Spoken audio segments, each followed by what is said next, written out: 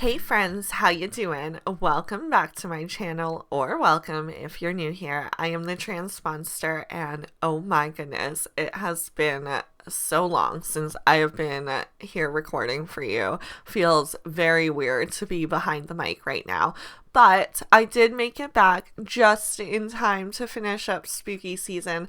I'm a little bummed that I've missed my favorite time of year to build all those autumnal fall builds, but I've been having some major computer issues as of late. I think I have worked my way through all of them. Fingers crossed they don't come back now that I feel like, all is good and we're ready to hop back into being on YouTube regularly and consistently. I'm really hoping this is an I'm back for good kind of thing. I did also move, like a really big move in life, so it's been a lot this season, but things maybe are settling down now and maybe we're finding our rhythm again. So, all of that being said, this build that I'm working on here today is actually the most spooky themed build that I could bring to you in this season as my October return. We are doing like a spooky old, I want to say abandoned church, but it's very much not abandoned, or maybe recently abandoned, because I do have it set up to have kind of like that gothic wedding vibe to it for maybe your more macabre sims that like that spooky vibe all year around, which there's nothing wrong with that. I also have like a little vampire set up here too, so if you brought your vampire sims here, they can, cover all their needs and necessities at this lot, because what better place for a vampire to deem their hangout spot than a graveyard? They want that living flesh to dip their fangs into, but none of that here, folks. I am building in Ravenwood, which is the pack that comes with the life and death, the world that comes with the life and death expansion pack. I may have been gone for a while, but my speaking abilities are still just the same, and they can sometimes be a little atrocious. So if you're down for that, stick around, because I'm full of speaking oddities. Maybe I'm just critical of myself, or maybe you're just going to notice it all the time now because I had to go and say something. So there's some fun for you. I do have a little bit more of like a European look for this church. It is very tall and landmarky with the tower in front. I really love the look of this. It was kind of hard to make it grungy and rundown looking because the windows and all of the aesthetic on the outside to give it that dark, gloomy look is actually very elegant and classic in my opinion. So it's hard to make it look run down, but I feel like when it comes to the interior and the furnishings of this place, that's where you see that kind of run down, abandoned look come through a little more.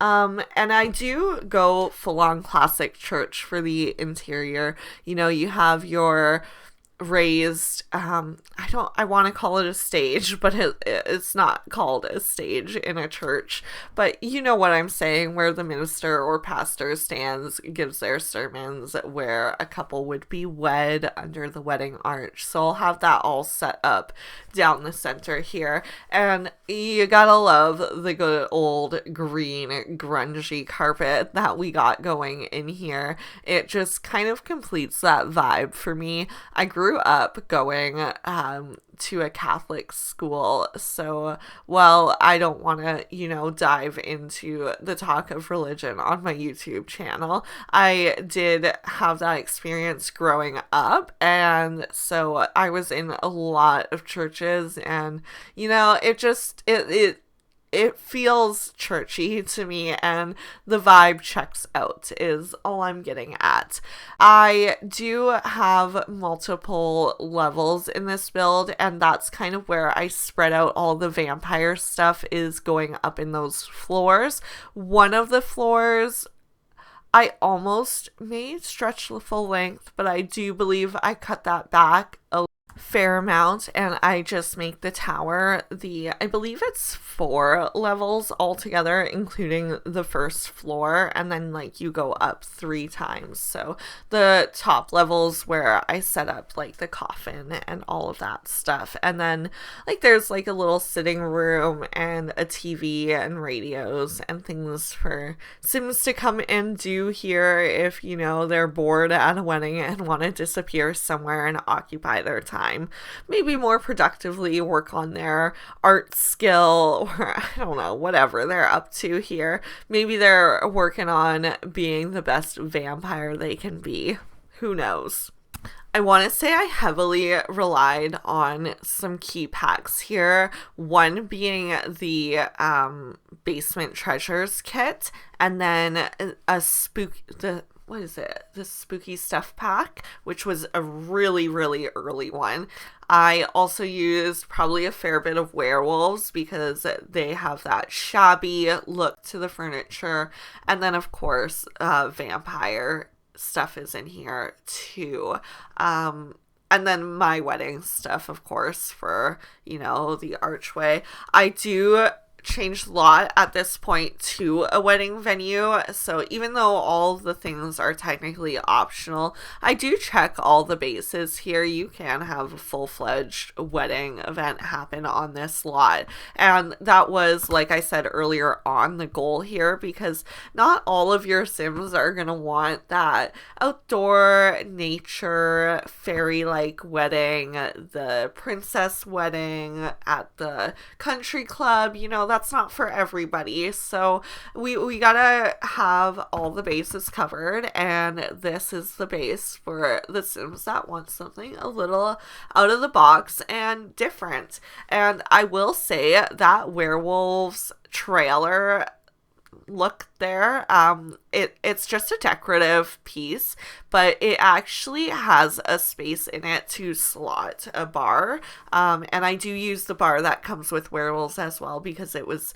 the one that fit the best with it, obviously. So I just like that little added touch. It makes it look a little bit more run down, and I think the outdoor portion for where your Sims can celebrate their wedding reception after the ceremony would be really aesthetic in the photos for the vibe that they're trying to check here. I do have some graffiti laid out around the church because I wanted it to look like it was somewhat abandoned, even though there's obviously still functions happening here. But yeah, just like, you know, your typical hooligan teenagers hanging out here, vandalizing the place and drinking beer underage, you know, things that teenagers do that maybe they shouldn't be, but they're out there living their life the way teenagers do. Not me as a teenager. I was very much goody two shoes, too scared to do anything too rebellious, even though I like to pretend to be a rebel.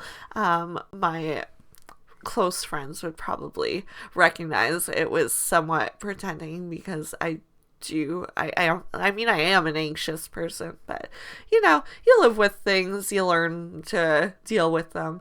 I never use these roof accessories, but this build just felt like it needed them. It's a little added touch to show the art and character that went into the design of this church. I feel like most churches have some form of artistry to them, whether there's a full-on mural on the inside, or the stained glass windows, or just the structure itself, the architecture of it. So I feel like that's where this build kind of shows that character. I do have all these kind of dead vines creeping up the side of it. It's not a well-maintained building. Maybe back in the day it would have been, but things have been seriously let go in later years. So, it's just a little overgrown in parts, and I will say the landscaping of this lot was very, very intimidating to deal with. At this point, I'm kind of just going through trying to find all the rundown looking items that I can use throughout and saving them. I was thinking of these stone benches along the grave sites. I've now switched the lot type back to cemetery so I can check all the boxes for items needed on this lot type. I contemplated the idea of building a little structure around, I think this one's called the mausoleum. It's where you would walk in and like your loved ones are in coffins in like pull out drawers, I guess, in the walls. It's kind of hard to explain. I've never actually been inside one in person. I'm just using my media references here.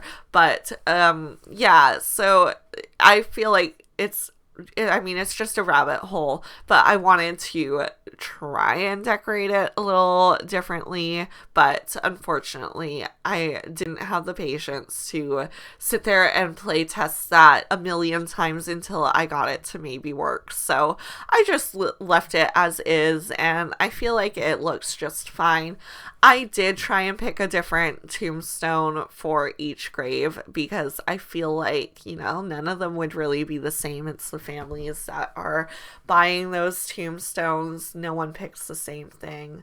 I mean, I shouldn't say no one, but the chances of out of 10 grave sites, multiple stones being the same, so slim. So gotta go for the realism here, like I do in most of my builds. This one in particular, I just kind of based it off of my idea of a European church. I didn't go too deep into it, but I feel like if I had to pick somewhere for this to be realistically based off of, maybe Romania or one of those countries nearby there. I actually had so much space to fill in on this lot with landscaping. That's why it was extremely intimidating and daunting to think of doing. Landscape, I always find a little bit of like a big task to think about overcoming, and this lot was like next level. I'm like, how do I fill in this whole corner of the lot? And when in doubt, water features are always a nice filler, so I do actually go in and add a pond maybe soon, if not now. And I really love how it turned out. I didn't go super crazy with making the pond aspect overgrown, but it definitely fits with the rest of the lot. Adds like a little extra touch too. It makes it a little bit of a scenic place to come and wander, because at the end of the day, like, you're also visiting the graveyard to visit your loved ones, and maybe like you just want to make a not necessarily a nice day out of it, but a day where you can go and spend time just thinking of those memories you shared, or just the person in general as you sit by the pond. A nice little picturesque view, and yeah, just be somber with your thoughts. I didn't want to make things too dead here either, because there is still a cemetery, and I would think that there is some kind of groundskeeper working here still. So, even though the church is kind of run down and abandoned, someone is still doing maybe a little bit of maintenance here. And by little bit, I mean like the absolute bare minimum, because I mean, you see the garbage everywhere. Things are falling apart, overgrown, trees are struggling to grow in some spots. So it just sets a whole spooky tone. And I feel like I really nailed the coffin on this one, and I served those Halloween vibes a little bit here. I also hadn't even mentioned that this build was actually sparked by a build challenge that I run in a friend's Discord server called Social Bunny by Sarah Simmer XO. She is part of the Creators Network, and you know, her server's kind of growing in size. It's like a nice little family feeling community where we all just share our love of the game, because I find that a lot of Sims communities can get a little bit, you know, negative in the talk of the game, and I feel like her server does a really good job at keeping it real and positive. So, and by real, I don't mean like, you know, we're still acknowledging faults in the game, that's for sure, but it's just on a more positive note than most spaces. So yeah, this is just part of the October build challenge for that server. It was to do a spooky cemetery, graveyard, church, and this was my version.